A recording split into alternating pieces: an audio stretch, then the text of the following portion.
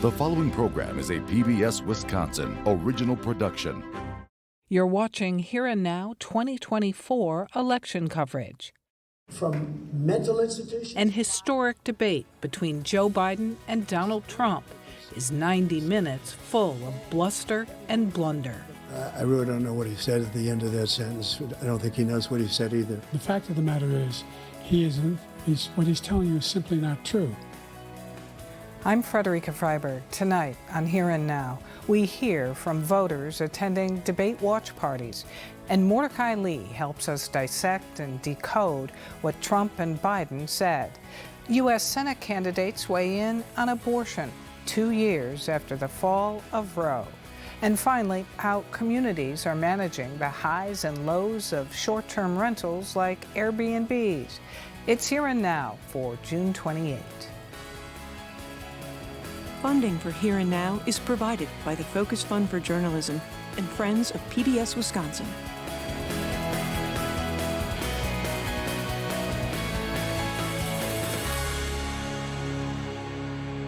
With this week's Marquette Law School poll showing a 50-50 dead heat in the race for president in this critical battleground state, the matchup on the stage for candidates Joe Biden and Donald Trump took on extreme importance, certainly leaving some disappointed. Special Projects journalist Merv Seymour checked in on debate watch parties for reaction. This shouldn't be a debate. You rewarded the wealthy. You had the largest tax cut in American history. What's playing on the big screen at the Barrymore Theater in Madison isn't the normal movie or show. On this night, all eyes are centered on the first presidential debate of the 2024 election between Democratic President Joe Biden and former Republican President Donald Trump. Billed as the most important debate of a lifetime, this free watch party is hosted by the Devil's Advocate radio show and the Progressive magazine. Both groups say they look to educate voters before Election Day. At times, voter reaction to this clash of the candidates sounded more like debate watchers were watching a huge sporting event. There's not a lot of mystery about these two candidates. So I think a lot of people come to this debate with preconceived notions. And I think it's important. I think it's all about Joe Biden proving he's up for the job. Whether President Biden proved he's up for the job is definitely part of post-debate conversations. I don't know that I'm going to get anything out of it because I know how I'm voting. I don't know, maybe a feel for what other people are thinking. Maybe I can get that out of it, maybe some hope. A few miles to the east, a lot more than bowling is going on at Boulevard Lane's bowling alley. Did you fire anybody that allowed our country to be destroyed? Here, the Republican Party of Dane County sponsors its own debate watch party. I think this is one of the most important debates of all time. It's a president versus a former president, so it's sort of like the heavyweight champion against the former heavyweight champion. There's huge issues with the border and with the economy and inflation, and people want action and they want answers. With the highest of all stakes on the debate table, Linda Mishler says the debate hasn't changed a thing about who she plans to vote for in November. I knew President Trump would do an excellent job, and he really outshone Biden. You know, I was really expecting to see exactly what I saw. Thank you very much for coming. All across the state, in cities, suburbs, and rural communities, Wisconsinites took part in public and private debate watch parties like these with hopes of seeing something that helps propel their candidate from the debate stage towards the lane all the way back to the White House. Reporting for Here Now, I'm Merv Seymour. In the moment reaction from debate watchers, and now, after a day of reflection, expert analysis on performance and the stakes. UW-Milwaukee Professor Emeritus Political Scientist Mordecai Lee joins us. And thanks a lot for being here, Mordecai. Glad to be here. Thank you. So what was your first reaction when Joe Biden started speaking? I didn't understand why he was speaking so softly, and he was mumbling, and he sort of wasn't finishing sentences. I initially thought that maybe this was some impact of the fact that he's been a stutterer all his life. And all his life he's had to overcome stuttering. And I thought, well, maybe that's it. But as the hour and a half rolled on, it really didn't change. Does this go down as much more than a missed opportunity for Joe Biden? Well, I think the debate was a train wreck for both of them. because you had Trump blustering and you had Biden mumbling. And for those of us who care about the substance of government, we sort of walked out of there like it's a soccer match. There was 0-0. Nobody scored. Trump was sort of fact-free and Biden was fact-heavy. So I think it was a huge missed opportunity for both candidates, because for Biden, I think the score for him is pretty obvious. For Trump, I think the negative was that while he had really good presence and a good voice and real confidence, he really projected, but he had 2 or 3 sound bites and punchlines that he kept repeating through the entire hour and a half. It was a major disappointment, it seems to me, in terms of the benefit to the viewers. So Donald Trump packed so many things, including, as you've said, falsehoods into each response, and then often non-responses to the question. It's like it left Biden spinning. But shouldn't Joe Biden, with all his people, have been prepared for that kind of thing? I'm really surprised. You know, there's a certain rule of political debates that the incumbent always does poorly in the first round. Baldwin did poorly 6 years ago. Ronald Reagan did poorly against Mondale. Maybe it's the fact that when you're the incumbent, you just don't have quite as much sort of interaction and high-speed input and then statement. So maybe Biden would be better second time around, but still, he was trying to say so many facts, and he trailed off so many times. Or when he'd say, well, first of all, and then second of all, it really didn't cohere. He had a lot to say, but he really never packaged it for the audience. Do you feel as though candidate Joe Biden can recover from this? I imagine that he really, really wants to continue and is going to have to somehow negate the impression that he left. In other words, he's going to have to do a lot of town hall meetings where it's back and forth with the questioners. He's going to have to do a lot of press conferences where it's back and forth with challenging questions. He really has to show that he's got it. Did you hear anything in the debate last night that would have resonated one way or the other with Wisconsin voters? I didn't hear anything last night that would resonate with Wisconsin voters because they were always talking in generalities. They were never really talking about the issues that would be of concern to the half-dozen states that are in play, including Wisconsin. So I think that was a letdown. You would normally expect in a debate that there'd be a couple of throwaway lines where they're sort of subtly addressing Pennsylvanians, Michiganians, Wisconsinites, but neither of them really did that. What happens if Joe Biden did step aside, as some, even Democrats, are now suggesting? I mean, what happens then? If he were to withdraw, you'd have a wide open convention, and that you'd have a couple of governors who have been in waiting for the last 3 years who are going to jump in, and then it's going to be delegate hunting, one by one, trying to persuade these former delegates to vote for them. We'll see what happens. Mordecai Lee, thank you very much. You're welcome. In the race for U.S. Senate in Wisconsin, the latest Marquette Law poll showed incumbent Democrat Tammy Baldwin up 52% to 47% over Republican challenger Eric Hovde. The issue of abortion in the race is front and center, and it's fast-moving. The Wisconsin Supreme Court is reportedly poised to take up a lawsuit that seeks to declare that access to abortion is a right protected by the state constitution, as healthcare providers and patients still face legal uncertainty when it comes to abortion. Reporter Stephen Potter is covering the U.S. Senate race. He asked candidates Tammy Baldwin and Eric Hovde about their stance and the future of abortion access. I am pro-choice.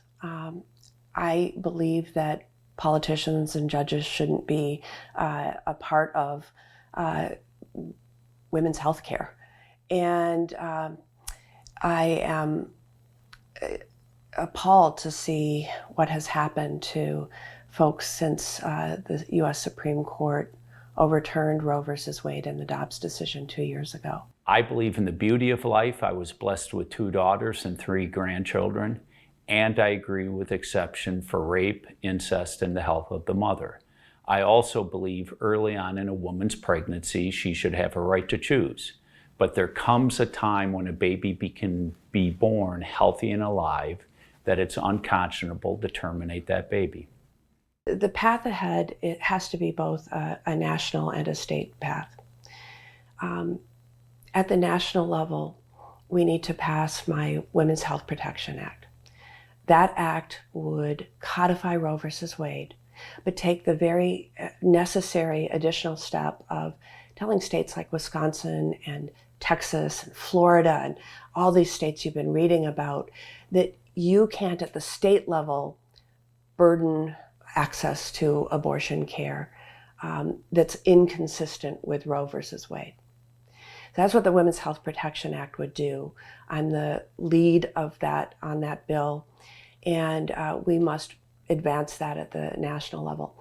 At the state level, not only does Wisconsin have this ban that was criminal abortion ban that was passed in 1849, we have a lot of other restrictions that are unnecessary.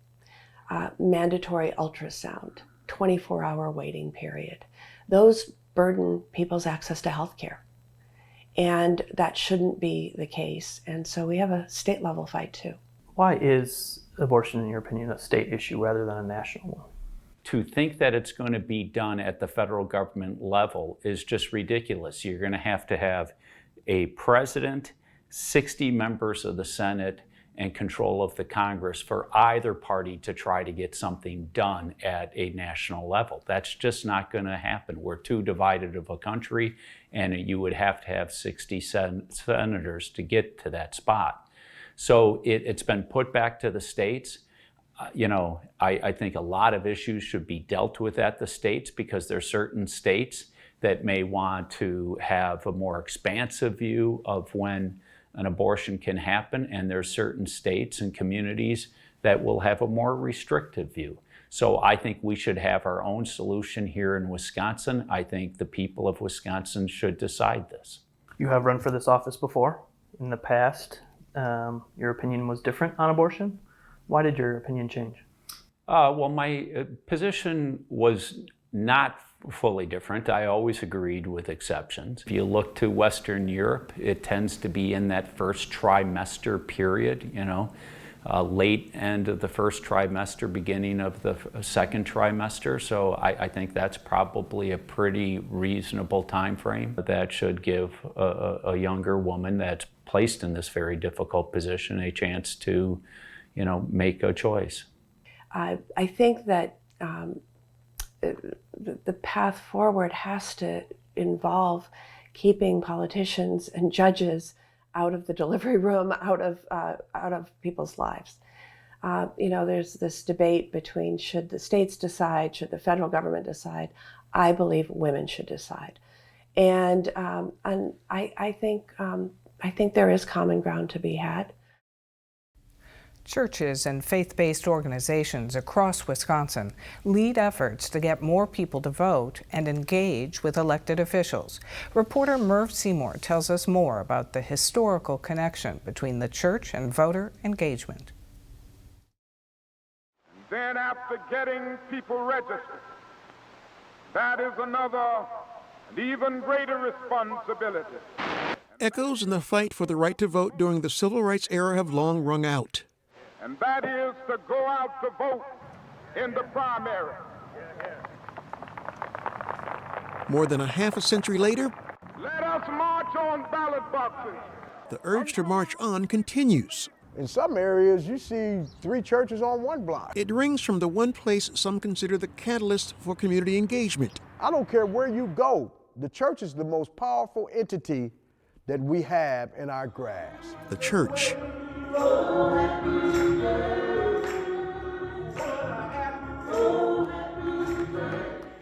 Reverend Greg Lewis not only preaches, When I get to heaven, it's going to be a happy day. he also leads the nonprofit, nonpartisan organization Souls to the Polls. Church, you have work to do. Its goal? Talk to your friends, neighbors, relatives. Call them, tell them, listen, involve yourself in the process. We have power, we have the numbers, we just need the energy. Get everyone in his community who's eligible to vote. This is something that we can really make home for early voting. Amen? We always intentionally went to the early vote location at Midtown. When the Midtown early voting site in Milwaukee unexpectedly shut down, let's work harder to get out and vote early, even more than before. Souls to the Polls united with more than a half dozen community groups and some of the 400 pastors Lewis says he has in his contact list. We're going to make sure that we really push early voting. The goal, keep an early voting site in this neighborhood. This is important. This is where we have to start. In what feels at times like an outdoor sermon, Reverend Greg Lewis preaches the importance of early voting. This is how we get economics. This is how we get housing. This is how we get jobs. We have to put people in place who will help us do the things that need to be done in this community, and voting is number uno. It's great to register people, but if they can't vote, it really hasn't accomplished much. A few miles to the south in a residential neighborhood. This is the Milwaukee Zen Center, which has been here in this place for over 30 years. Sits a Buddhist temple. We meditate here in the mornings and we take classes. On this day, it's a meeting place. Anything the system needs to know, it's going to ask for.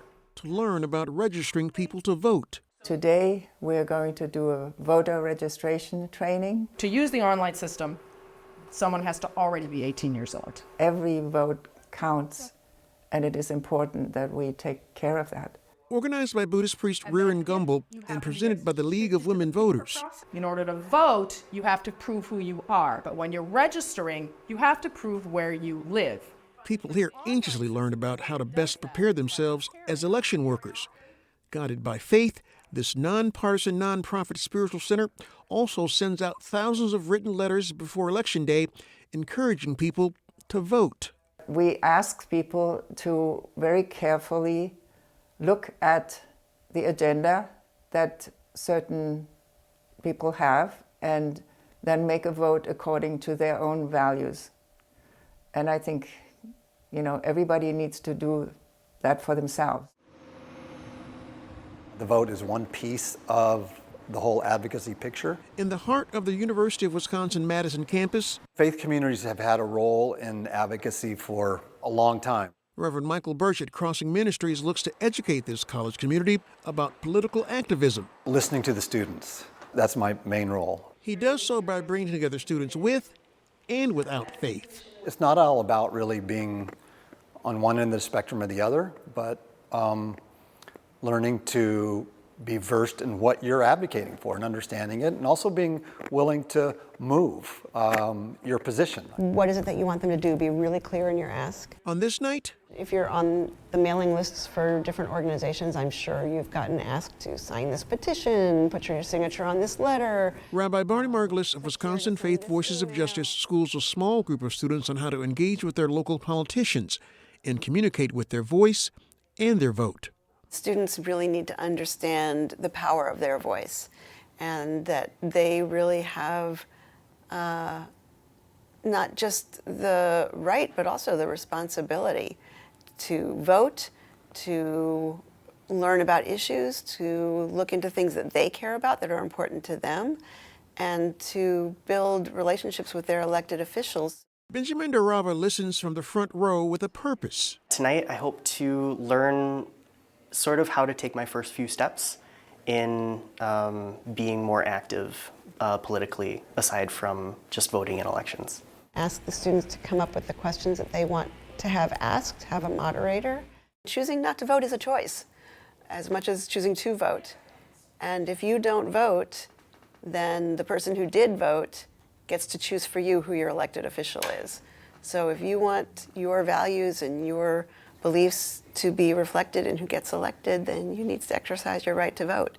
We picked up folks here at the church and took them out to vote. We had folks who they went to their homes and they took them to vote. Without a doubt, all of these faith communities have long histories of speaking truth to power. This election cycle influence from faith and church groups will likely play a huge role. We can't let anybody take care of our business, y'all. It's got to be people we can trust. And who wins and loses at the ballot. Clergy and faith leaders are trusted messengers. Whether you're at temple on Friday night or the mosque Friday afternoon or church Sunday morning, clergy have kind of a captive audience. Without faith community involvement in these issues, the entire picture is different. Reporting for Here and Now, I'm Murph Seymour. In other news, here's an eye-popping, wallet-busting number. With the NFL draft coming to Green Bay next spring, an Airbnb near Lambeau Field is going for nearly $18,000 a night, according to local headlines. Turning single-family homes into short-term rentals is on the rise because of that kind of payoff, or even much more modest rental income potential. In response to the growth of such rentals in hot tourist towns like Ashwaubenon near Lambeau, locals are enacting new ordinances, putting restrictions in place to protect neighbors and neighborhoods. New rules are slated to go into effect July 1st in Ashwaubenon. Mary Kardowski is the village president, and she joins us now. Thanks so much for being here. Thank you for inviting me. Good to be here. So with the NFL draft coming to Green Bay next spring, how crazy has the short-term rental business become near you?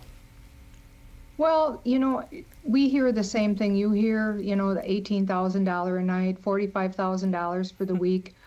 You know, if people want to rent out their homes, you know, there are rules and regulations that have been put in place that they have to follow. And we, you know, are trying our best to make sure that they follow those rules to keep everybody safe, especially the visitors coming to the area. We have a lot of Airbnb licensed people. Every Packer game, of course, is very busy. And yeah, we do surround Lambeau Field on three sides. So there is a lot of rentals going on in our community. Well, what does that look like in a single-family neighborhood when the crowds aren't there? Well, for the 100% of the time Airbnb rental homes, you know, your neighborhood is dark. There's not people out and about and walking the dogs and saying hello when they're putting their garbage out in the morning, and kids running around on bicycles. And so that's what you lose. You lose the fabric of your community as you get more and more and more. How do outside investors hike the value of single-family homes, and what does that mean for people who live there or want to live there and their taxes? Well, you know, every time a home is sold, and I'm just going to use this, a 3-bedroom ranch with a 2-stall attached garage, that's probably assessed at about $260,000. That home may sell for $400,000, $500,000, and then we have the one-offs with the 1.2 million and, you know, 600,000, and those do change the makeup of your community. The state gives you every year the amount of what your village is worth, and then our assessor has to divvy that up. So of course it makes the taxes go up for those homeowners around there. You've said you're, quote, trying to protect the community. Again, how so? So when the short-term rental statutes were put into effect in 2017, in the statute it states that you can have 6-night minimum, 7 days, 6-night minimum for each rental, and it could be 180 consecutive days. That was not originally in our original ordinance, but we did put that in about a year and a half ago. And so we did grandfather some of the previous owners in, licensed owners in, for 1 year, but other than the 180 consecutive days, they now will have to, as of July 1, follow the 6-night minimum. And how do all of those rules kind of offer this protection of which you speak?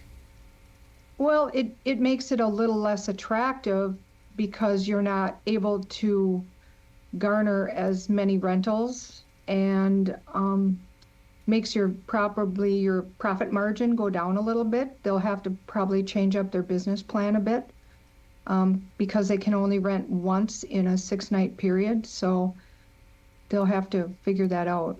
And what kind of opposition are you hearing to that from the people who own these kind of investment short-term rental properties? So originally they were upset with the 6-night minimum, 180 consecutive days. A lot of the ones who were licensed by June 30th of 2023 found out that the 180 consecutive days only applies to the new rentals as of July 1 of 2023. So they were opposed to the 6-night minimum, but our board decided last Tuesday night that they were going to hold up the 6-night minimum. So the village is kind of trying to thread this needle between protecting the neighborhoods and allowing short-term rentals, which are in such demand. Correct, correct. All right. Mary Kardowski, Village President of Ashwaubenon, thanks so much. Thank you for having me. Have a great day.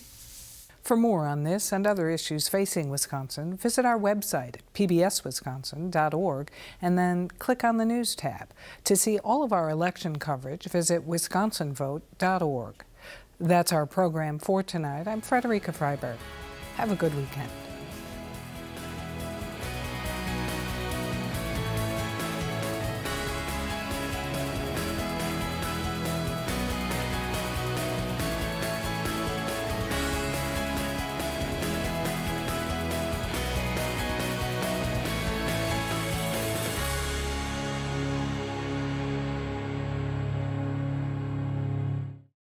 Funding for Here and Now is provided by the Focus Fund for Journalism and Friends of PBS Wisconsin.